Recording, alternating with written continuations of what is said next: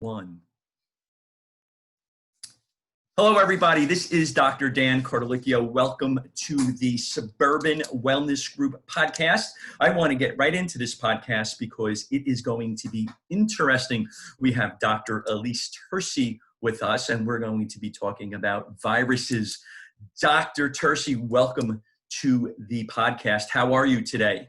I'm great. I'm so excited to be here. I can't wait to talk about this really important hot topic that we've discussed. Yeah, this is going to be great. So let me just read off a little bit about Dr. Tursi. She's an advocate of all things holistic health and wellness related. She uses functional medicine and its philosophy of root cause healing. Dr. Tursi supports her patients through understanding of the body that is highly integrative. Often patients seek out care for Dr. Tursi when they have chronic digestive problems, colitis, constipation, SIBO, Crohn's, thyroid functions, hormone imbalance, post-birth control syndrome. We're going to talk about that too. And heavy viral load, just to name a few. Specializes in enzyme replacement therapy. She's practicing in Long Island, New York. We actually, my wife and I actually lived on Long Island for a number of years. I had an office in Ronkonkoma, and we lived in Huntington for a period of time. And then we bought a house in Northport. And I'm a New Jersey boy, so we decided to come back to New Jersey. Yeah, I'm sure. Long Island's beautiful. I love the area. Huntington is a gorgeous area, but it's very congested. And even this morning, getting up and kind of going out now that we're getting out of the virus, it's back to Long Island traffic. I was like, today is the first official day that we're back to Long Island traffic.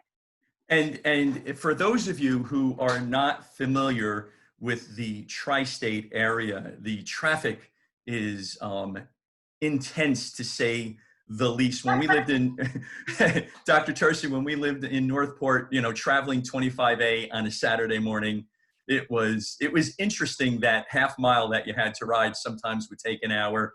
And I grew up in northern New Jersey, which is probably the most densely populated place on the planet, and it was the same way.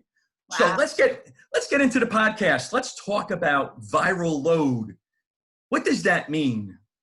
And how does that affect our health? Yeah, so I think this topic that we're going to discuss, it's a little bit underrated in the sense that people aren't familiar with the concept of viral load. They sometimes say, Dr. Tursi, you're bringing up viruses. Why does that have anything to do with my health? Like, what is the deal with viruses in my immune system? So the viruses that we are exposed to, whether we know about them or not, actually can come into our cells and change the way we're processing things. They can change our genetic expression, and they basically can change or set off genes that can create autoimmune conditions. And so oftentimes in my practice, what I'm testing for is triple digit viral load. So for example, people might come in, they might say, I'm tired all the time, I feel achy. We do a full workup trying to really identify what might be the cause. And then of course, some comprehensive blood work. And sure enough, we see all of these triple digit viruses that are cropping up in their health. And so when I say that term viral load, it's really just looking at some of the viruses that we do know about and some of the viruses that we can test for in their blood work, and also some of the viruses that we don't know anything about. So I know right now, with the pandemic and the coronavirus, a lot of my patients, some of them have said to me that they think that they had the coronavirus back like way before we even knew about it. They were like, I definitely had this, some of the symptoms that I'm now learning about, I had that before it was an actual thing. And so the concept is that we are bombarded and exposed to so many different viruses that we do know and don't know, and they can create dysfunction or they can create symptoms. And so really that's what it's about. It's about looking at how is the body responding to some of the viruses that we're exposed to. That is fascinating to me. So let's back up here. What are some of the viruses that can create this havoc on our body? And for those of you, I'm taking notes already. So, pull out your pen and paper and start learning from Dr. Tursi. What are some of these viruses? The main virus that I see in clinical practice more connected with Hashimoto's thyroiditis is Epstein Barr. So EBV is in the herpes family. It's herpes simplex 6. And the nature of this virus, we all know it. Like most of us have said, wait, I must have had EBV. They're familiar with that because they've had mono. They Right. know that that's the virus that causes mono. So typically we get mono in our adolescent life, maybe age 18 to 25, 26. And anybody that's had mono, I would say probably 8 out of 10 of them, they feel entirely different. They're like, I remember when I had mono, I was never the same. I was exhausted all the time. My sleep requirements went up. My energy levels just weren't there. And so the virus, there's many of them, but Epstein Barr in particular is a very kind of common virus, and it's a known thing. This is not like voodoo. This isn't, sometimes with functional medicine, we're kind of pushing the brink of how we think about things and new coming science, but this is in the literature. If you go on PubMed, if you go on the National Institute of Health, if you go on the research-based stuff, it's in the literature that viral load, especially Epstein-Barr virus, is connected to lupus, SLE, systemic lupus erythematosus, and also Hashimoto's thyroiditis, which is an autoimmune thyroid condition. And you know what? It is true, because in preparing for our podcast, I went on and I was looking at some of the literature, and I found this fascinating. So let's talk about Hashimoto's. It's an autoimmune condition, autoimmune thyroiditis. How does an Epstein-Barr viral load lead to a Hashimoto's type of a situation? That's a really great question. And that's actually one of the things when I'm explaining this to patients, they're a little bit confused, like, but how does this affect my thyroid? Like, what's the connection in that? And really what's happening is that when we pick up a virus, the nature of the virus can affect different tissue types. And Epstein-Barr actually infiltrates the thyroid gland. So for whatever reason, when we get the virus, it loves to seed the thyroid. That's what it's called. It's called seeding the thyroid gland. And what ends up happening is that our body, as a protective mechanism, says, wait a second, I see that there's this virus in the gland. We need to go there. We need to mount an immune response. We need to put those lymphocytes into that tissue. And then what happens is, because the virus lives in that gland, the immune system starts to attack the gland, trying to get rid of the virus through what's called molecular mimicry. And so it's basically, I wouldn't say it's an uh-oh or like oops, how did that happen? It's an intentional thing, but it leads to tissue damage. And so what happens via molecular mimicry is that now we've created the perfect conditions for T lymphocytes, which are part of our immune system that helps with viral load. They start to infiltrate the gland, and then it leads to DNA replication. It leads to activating something called eBNA2. It's part of the viral coding process, and the virus comes in and it turns on genes. It turns on genes that have been quiet or should be off. So really, through genetic expression, through viral replication, the nature of the virus can affect the thyroid. That's just what it does. It goes to the thyroid. Why doesn't it go to the pancreas? Why doesn't it go to the spleen? I don't know why, but that's just the nature of how it kind of comes into the body, and how our body says, what the heck is this? Right. So let's step back a few. So Epstein-Barr virus, what makes us susceptible to the Epstein-Barr virus? Just being a human. So being a human, right, you are a carrier of the virus. It's extremely common. And I would say, because I'm ordering extensive blood work with my patients, I would say that 9 out of 10 people that come into the office, they don't know that they've been exposed. They're not sure at all. And then when we look in their blood work, we find that they have triple-digit viral load. And what that means is that there is a normal amount in the bloodstream. So if you think you might have viral load, which we'll talk about, how do we know, like, what might be some symptoms? But there are ways for us to go to the blood chemistry and to say that, yes, you've been exposed. No, this is not a new infection. This is something old. And your body has memory. It remembers when you've been exposed to viral load. What happens, though, the nature of any virus, whether it's herpes simplex 1, 2, 3, 4, 5, there's many different classifications, is that it can go dormant. So for cold sores, for example, a lot of us get cold sores. I get cold sores. It's herpes simplex 1. The cold sore virus lives in the spinal cord. So what happens is that when we get flared up, or when we get stressed out, or when we're exposed to ultraviolet, it comes out of what's called the dorsal root ganglion, and it travels through a specific nerve and into the distribution in the eye, the nose, the mouth. The point of the story, you don't have to know this, it's not a quiz, but the virus gets activated. It's always present and it comes out. And then once you shed, you go through the process, it goes away. Is it gone? Is it out of the body? No, it's not gone. It's dormant. And so that same concept can hold true for any virus, whether it's CMV, which is cytomegalovirus, EBV, which is Epstein Barr virus, any of the herpes viruses. They are dormant. And then upon the right trigger, whether that be sunlight, whether that be I'm not sleeping, whether that be I'm very stressed out, then boom, they like to kick us when we're down. So we're all really candidates, to answer your question more directly. Who gets it? Mostly all of us. Just human hosts are the main. Right. We're all susceptible to that. And Dr. Tursi, just to let you know that I do send out a quiz to all of our listeners at the end. So hopefully they're going to be studying this. Sorry, guys, we do get a quiz. we do send the quiz out. So I love that. Please, make sure. Well, you know what? We're educating, we're motivating, we're inspiring people. So we want them to learn. I love that. Yeah. So tell me, what is the viral load? You were talking about the symptoms of a viral load. Tell me, what are those symptoms? The number one symptom, well, there's many, to be honest, but the number one symptom that I hear is the chronic fatigue. And especially with Epstein Barr, it steals ATP. So it's literally stealing our mitochondrial energy. And so that's what a lot of my patients, and even for those who knew that they had it, I had mono. I remember having it in school, and I actually almost didn't graduate. I was in high school at the time. I missed 3 months of school. And of course, the way it presents like strep throat. You might say, I have a little bit of a sore throat. I'm a little bit scratchy. You might go to like a minute clinic or even to a doctor. They'll swab. They can test for it. And the timing of it matters, because what can happen is it might yield a wrong result. It might not be present yet. The timing, the life cycle of the virus has to be thought about too.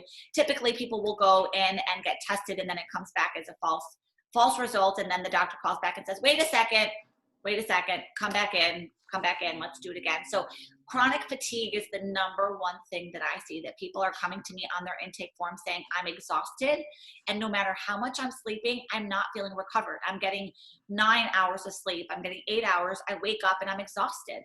And they could fall asleep. A lot of times they're like, I could fall asleep anywhere. It's an energy virus. A lot of these viruses are energetically taxing our energy that we naturally produce.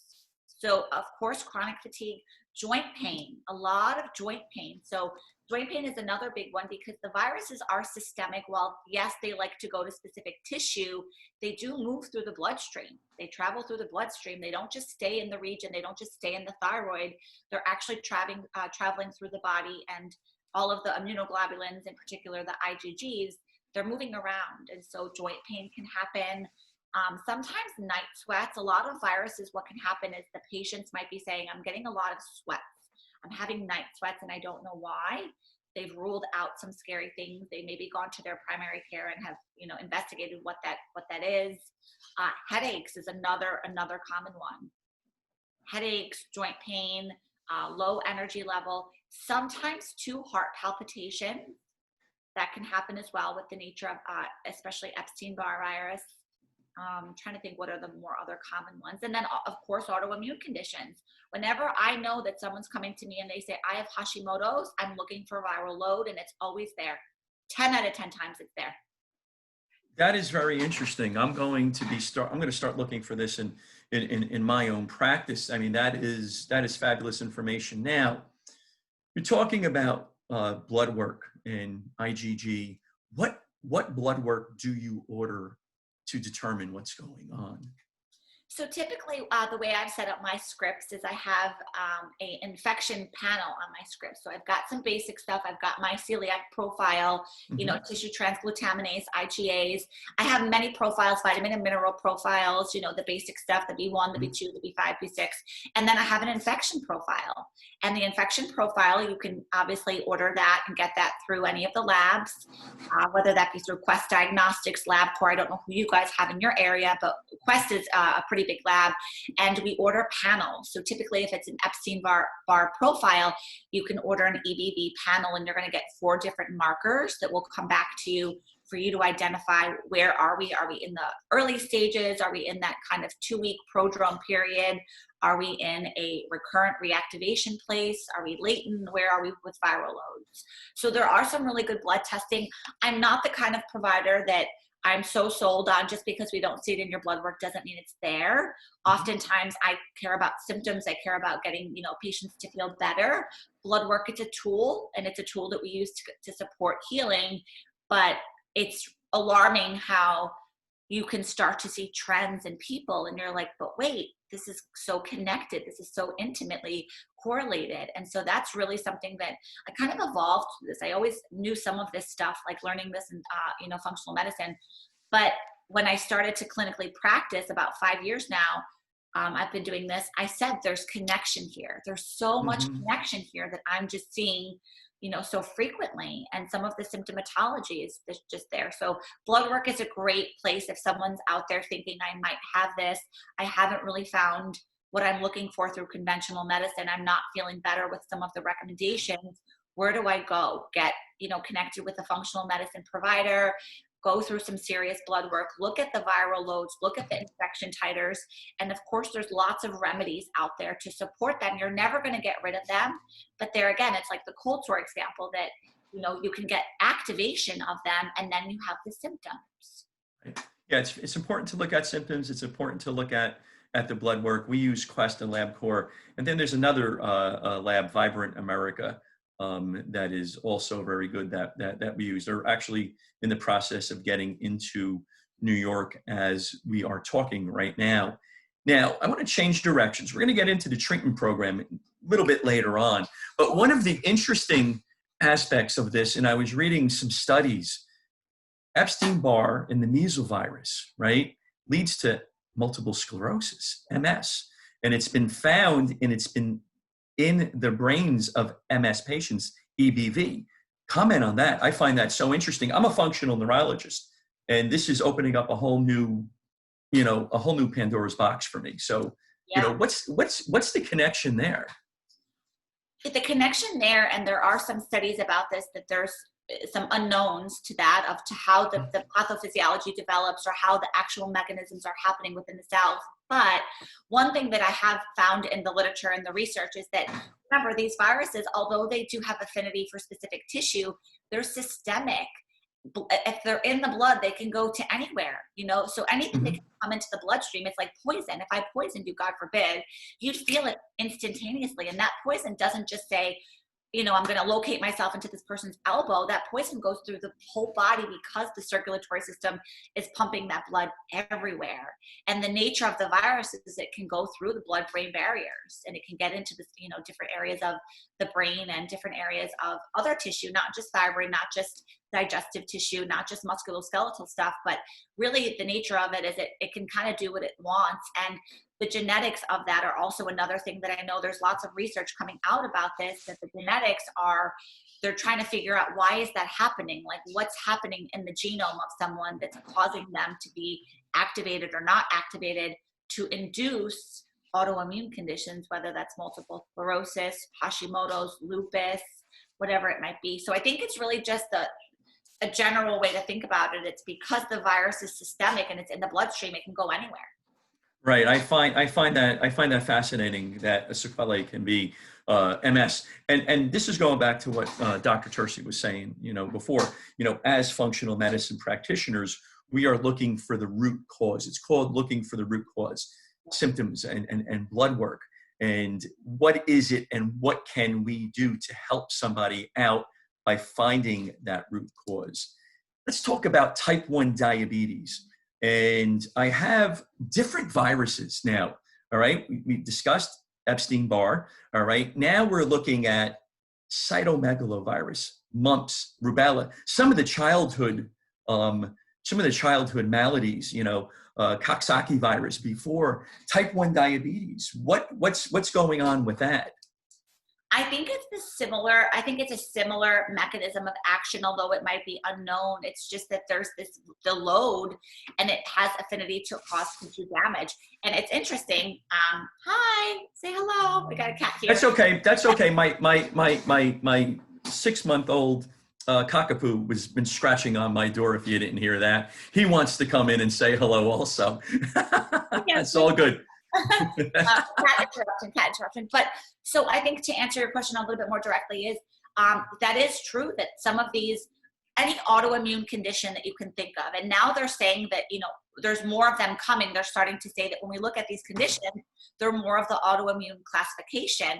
And so remember, immune, autoimmune, the word immune is in there. When we get a viral load, when we get a parasite infection, when we pick up bacteria, we're bombarded by stuff on us. I know we all can understand that now. You don't need a science degree or a medical degree to understand that. Wait a second, COVID virus, SARS, it's a SARS virus. It's actually changing our tissue and it's causing people to have symptoms. Same thing for all of the viruses that we know about and don't know about. There's so many things we don't know about. So it really is a matter of when these things come into our body, our immune system, whether that's the innate immune system and the adaptive immune system, they're changing. They're changing the way they're looking at the tissue. They're changing the way that the organs, organs have functions. They carry out jobs. The job of, for example, with type 1 diabetes, the pancreas produces insulin. Without that capacity, the person needs insulin. They require that to digest glucose and carbohydrates. And so it's very true. And I've had friends of mine, actually I have two friends I'm thinking of in particular that traveled overseas, got violently sick, came home and developed type 1 diabetes. Interesting. Very, very interesting. So they were probably exposed to a viral load. When you talk about autoimmune conditions, a lot of, all the time in my office, I'm always looking at their gut. I'm looking at that leaky gut situation. Is there a correlation between the viruses and what we call a leaky gut? Exactly. Yes, there is. And the reason why is because, like we said, we're bombarded every day by stuff, critters and different things. But the integrity of the digestive system is important because that's the way to get out. We can't live in a bubble. We're always, seeing these things, but how do we protect ourselves? We do that through healing the digestive system because your gut lives, or your digestive system, this lives in the gut. And so, or your immune system lives in the gut. And so what can happen is if you have bad gut flora, if you have acid reflux, if there's chronic bloating, if there's really bad microflora that we're not looking at, that basically allows whatever to come in and to stay in. Your lymphatic system is not activated. Your filtration is not on. It's almost like, my example is if I have a fish tank that's dirty and we shake up that dirty fish tank, well, there'd really be no problem if we have a filter. The gut is the filter that we're bombarded, we're exposed, fine. We can't, hide from these things, but how do we protect ourselves? We do that through gut healing. We do that through making sure the integrity of our digestive system, including the liver is both a digestive and immune organ, are in a good place. So absolutely, gut health is a key component to healing viral loads, or to supporting them, I should say. So we've discussed multiple sclerosis, type 1 diabetes, Hashimoto's. We've touched upon RA and lupus. Any other conditions from your clinical experience that can come about because of this viral load? Sometimes what I see happen is skin manifestations. So there are times I see some autoimmune skin diseases. For example, pemphigus. Pemphigus is an autoimmune skin condition. And so there again, any autoimmune condition, we have to be thinking of viral load. Sometimes skin conditions are responses to food. Sometimes they're a histamine intolerance and someone's, they're missing the DAO enzyme. They don't have diamine oxidase to process histamines. But I would say for anybody that's dealing with anything skin related, if it can't come out through your stool, if it can't come out through the urine, some of these things can come out through the skin, and viruses can do that as well. So any type of unknown virus, perioral dermatitis, that rash is so difficult for even dermatologists to support and for them to treat. So sometimes I get a lot of strange conditions that walk in that people say, I've been to XYZ, I've been to all the ologists, I've been to the dermatologist, the cardiologist, the gastroenterologist. I don't know anymore what's going on. I don't want to keep taking the medication. Yes, we cue the digestive health, and we also have to look for these viral loads. I pretty much go down the rabbit hole with some of these things. And I think it's important what you just said. They've been to all the ologists, and a lot of times the functional medicine practitioner, we're the last line of defense that they come to. I wish they would come to us initially. I do work with some of the ologists. Initially it was difficult And initially it was difficult because they were like, and what are you talking about? But now they understand. So viruses are all over the place. How common are they? What other viruses are there out there that can create some of these situations? We talked about Epstein Barr. We discussed a little bit about measles. How common are they? I mean, we're bombarded with these every day. And what other viruses are there? Are there any bacteria that can create some of these conditions that we're discussing? Oh, yeah. In terms of viruses, are there others? I'm sure there are, and you can kind of think of them as classifications or subcategories because viruses change their shape. They're self-infections, and meaning that they like to hide out, they like to burrow, they know how to use the host's immunity, hijack our cells, and then do things that we shouldn't have them do. It's almost like they stole our stuff and then they came into our house and, you know, they broke in and then they're using our stuff to make themselves dinner. That's kind of the way that we can think about them. Right. I would say that there's probably variations or different types of viruses in those categories, in the EBV, in the CMV, in different types of herpes simplex viruses, whatever there might be, coxsackie, whatever's going on. And they change their shape. So there's probably so many different subdivisions of them. Are there bacteria that we have to be mindful of? Absolutely. So for example, we live in a very Lyme endemic area. Long Island, we're in the woods, we're by, you know, areas, even just all of the Northeast, the tri-state area. And so bacteria like Borrelia burgdorferi, which is the bacteria that causes Lyme, Bartonella, Hensley, Babesia microti, these are all bacteria that we have to be mindful of as well that can create autoimmune conditions and can create symptoms for patients.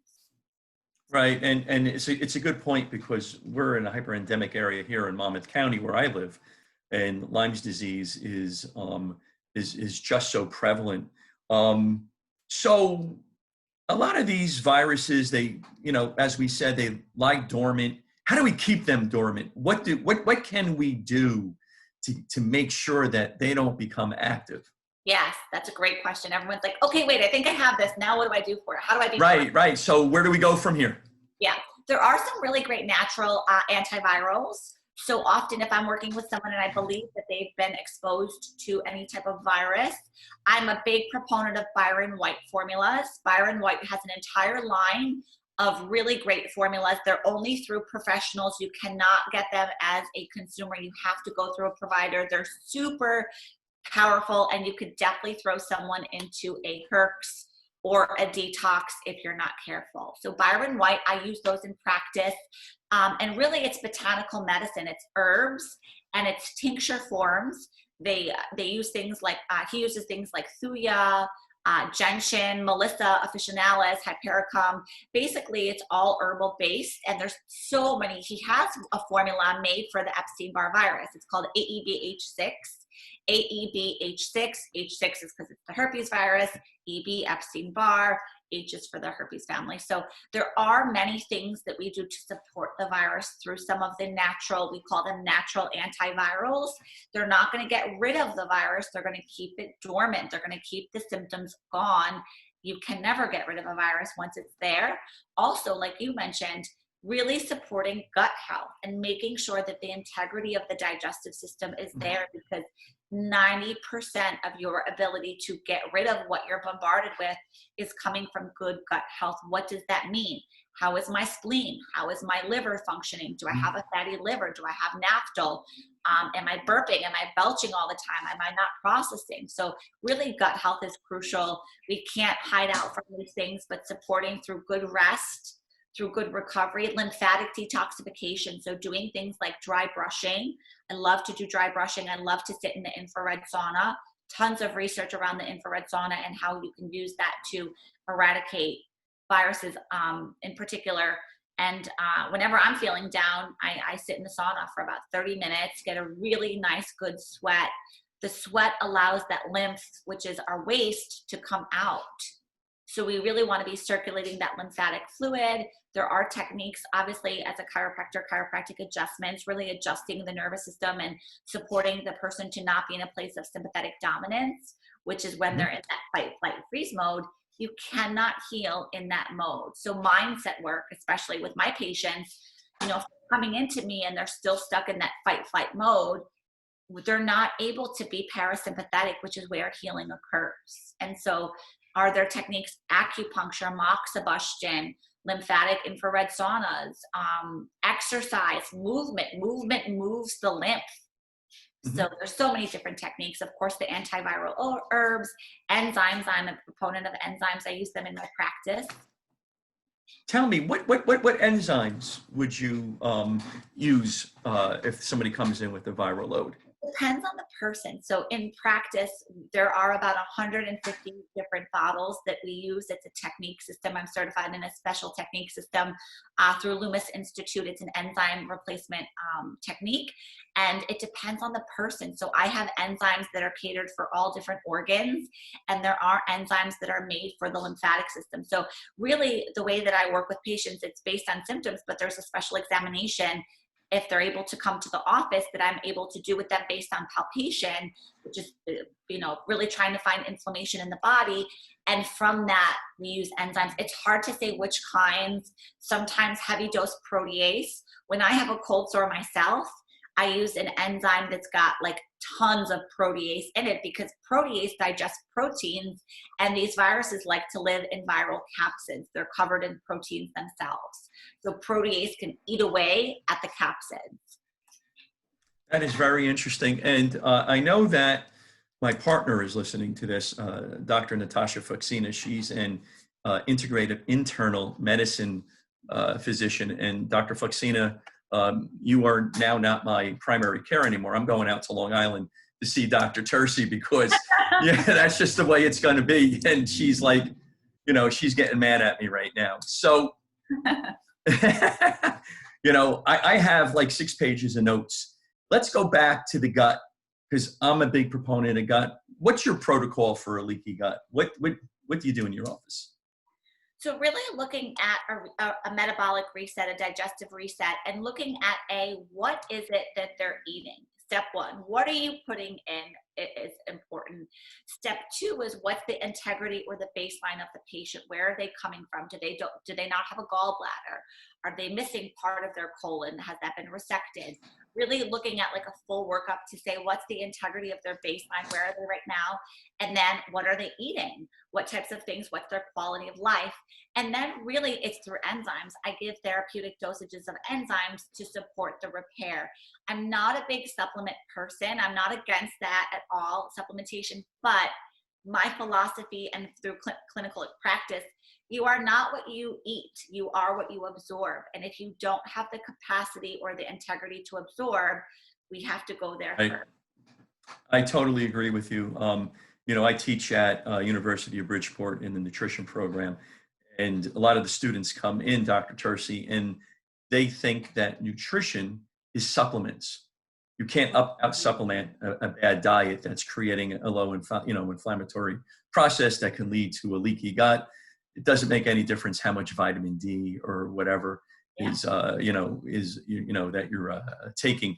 Now somebody has this viral load, and do they get better? Do they get worse when they start treating with you? Is there that up and down? Can you comment on that? Absolutely. So there is, like we said before, with some of the formulas, especially when you're using natural antiviral herbs, botanicals, you can go into a healing crisis. You can go into a Herxheimer's response. You can definitely feel it. What that means is that we're trying to take things and think of the dirty fish tank example. Imagine the fish tank's been sitting. Fine. It's been sitting. It's got dirt. There's stuff underneath the rocks. Now we're going to shake that up. And we have to make sure the filter is on. So absolutely, sometimes in the process of getting better, not that we're intentionally trying to make you sick, but these stealth infections live in biofilms. They are not going down without a fight. And the fight is what you feel. You get the headaches. Your symptoms might ramp up. You might even feel a little bit more joint pain. You might get a little cranky. You might say, I'm super moody today. Sometimes that's a Herx response. And so it's an intended response. It doesn't mean there's an adverse or bad response that's happening, but we have to be mindful that that could potentially happen. And it happens usually quickly. It's not like, someone's worried 3 months, 4 months later that, I'm Herxing. Obviously, if you change their formulas, they can, but it's kind of like the expectations of going through a viral load are that you might feel a little bit worse before you feel better. On the flip side, I have patients that call me that are like, remember that thing that you warned me about that didn't happen? Is it working? Yes, it doesn't have to happen. We don't know. It's almost like trying to ask someone, well, if we put 10 people in a room with someone that's sick and they're sneezing, who's going to get sick tomorrow? Mm-hmm. We don't know. Don't know. Right. It depends on many different factors. So yes, there is the potential of entering into a herpes response or undergoing a healing crisis. It does not last long. Most of the time it's very tolerable, lots of fluids, lots of rest. You just don't want to start maybe a protocol like this on a Sunday night when you've got a big work week coming up.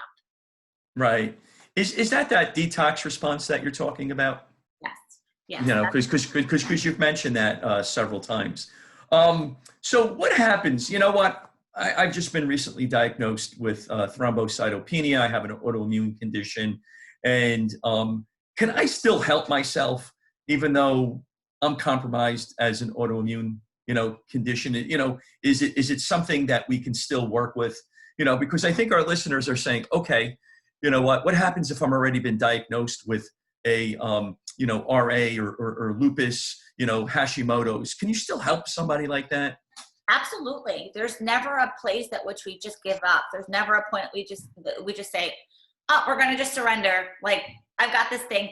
Often autoimmune conditions breed other autoimmune conditions. So if somebody has one, here comes maybe some others. And the reason that happens is because now the immune system is flared up, it's activated, it's on, or maybe it's off, maybe it's too quiet. So depending on the person, but absolutely, even if you're someone that's saying, yes, I know I have a known autoimmune condition, I've been diagnosed by my primary care doctor, what can I do to support myself? Absolutely. Healing the digestive system, absolutely. Looking at your vitamin and mineral profile, doing viral loads. There's so many things that you can do to support yourself proactively. So you mentioned vitamin and mineral panel several times. Have you noticed, is there a pattern with those that have an autoimmune or a viral load? Are they deficient? Do they have low vitamin D? Is there any different types of deficiencies? There are. Often vitamin D is low. Now the reference range, they typically say between 30 to 100, depending on the lab that you're using. Mm-hmm. Often I see values that are in the 20s, 25. I've seen as low as 7 units. Vitamin D is involved with about 50,000 metabolic processes. It's not just about, I think we have this thing, vitamin D is just for bone health. That is like a little smidge of what vitamin D does. But we absolutely can find that a lot of these people are coming in with these infections and maybe sometimes co-infections, viral loads, and they are very deficient. They're depleted in certain things. And sometimes it goes the opposite end where there are people that are trying to self-treat or support themselves. And then all of a sudden we look at their blood work and they're harboring everything. Their B1, B2, B6, there's tons of vitamin C, there's overdosing on vitamin A, the CoQ10 levels are high, glutathione levels are through the roof. So that's really where I know someone's trying to do something. Is it the right amount for them? Maybe not if they're storing it in their blood. It might not be being absorbed into the tissue. Right. They might have expensive urine, but there's two spectrums that yes, there's some deficiencies, and then there's the people that have the deficiencies that are trying to compensate, and then we spill over, and now I'm seeing tons of high levels of vitamins. But absolutely, vitamins are not frivolous. It's not, when I was younger, I remember my mom saying, take your gummy, take your vitamin. Right.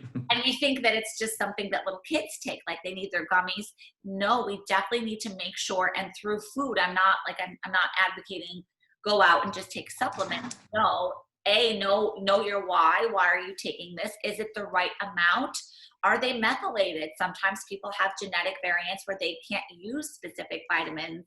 So, what's the integrity of their body's ability to process things?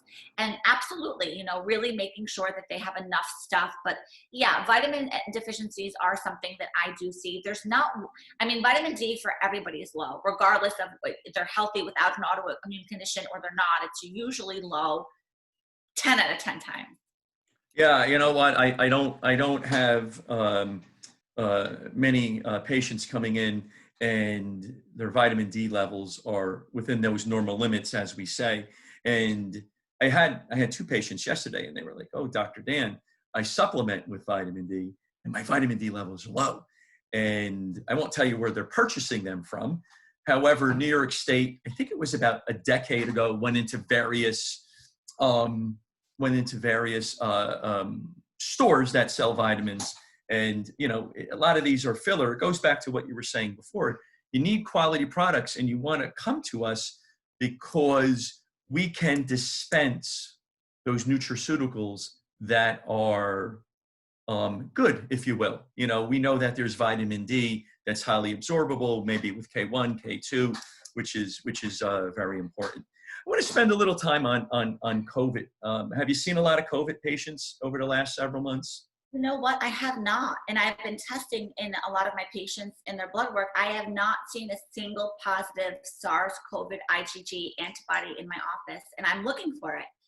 I have not. I've heard stories of people. I've heard stories of people that have had, the virus, and they had a lot of the symptoms, but I personally have not worked with anyone that's had it. However, I do think that this might be a learning curve, that if someone does have it, I might try to support them with some of the antivirals that may help them, for those people that have this. And we don't know, they're saying about a second wave. Is that true or not? Can the virus mutate? Why is it showing up differently in children? But there's still so much for us to learn. I don't think we know all about it, but I would imagine in the future that people might end up developing a reactivation of some of the symptoms. Maybe a year down the road, they're like, I can't smell anymore and I've lost my sense. Maybe I've reactivated. What do I do with that? There's probably going to be, for anybody that's in the nutraceutical platform, they're probably working on something right now that's going to be maybe supportive as a natural supporter for viral load for the COVID. Right. I know that a vaccine's being worked on right now, and I was listening to Dr. Aristo Vajjani, if you know who he is. He's a PhD. He's a functional immunologist, and he's one of my mentors. And he was saying that the best vaccination is having a strong host, us, to ward off all of these viruses. And in our office, we didn't have anybody that tested positive. And I'm looking for it because I'm curious to see, but I've had nothing. Right. We haven't had anybody. My partner, she's, like I said, she's an integrative MD, and she has another office, and she has seen more of it there, but she's working with them, from the nutraceutical standpoint. And, you know what? I think everybody who's listening to this, go see Dr. Tursi and make sure that your immune system is strong, because, viruses and bacterial infections are all around us. And it's very important to make sure that you're very strong. I see that we're coming upon the hour here, and it seems like we just started. And is there anything else you want to tell our listeners out there? Anything that we missed? Anything that you want to communicate? I don't think so. I think that's enough. I feel like if I start talking about something else, we'll go to another hour. I feel probably. But if there's any topics that the listeners want to know about or want to learn more about, I know that we talked maybe about post-birth control syndrome and hormone balance. I would be happy to talk about that with some of the females that want to know about hormone imbalance, and not just thyroid hormone imbalance, but sex hormone imbalance like testosterone, DHT, DHEA, all three versions of estrogen. So I would be happy to talk about that, but I won't go down into another topic now because we'll go over time. So for all of our listeners, Dr. Tursi, she's amazing. She's a wealth of knowledge and information, and we'll do another podcast. I'm going to invite you on again. So that, we'll have you come on in a month or two, and we'll discuss that. And it's okay if I discuss that.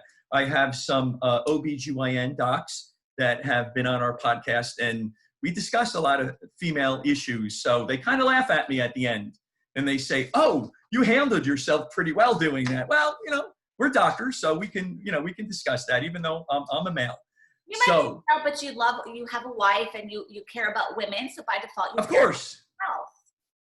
Of course. So, my wife is a patient of mine, and we have to make, I think I'm gonna have to send her out to you.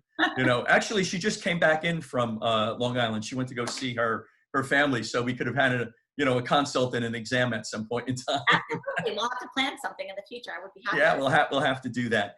So everybody, I want to thank you for listening. Dr. Tursi, tell me, where can potential patients and where can individuals find you? They can go to really on all platforms, I'm the same person. So you can go on YouTube, Dr. Elyse Tursi. You can go to drelysetursi.com.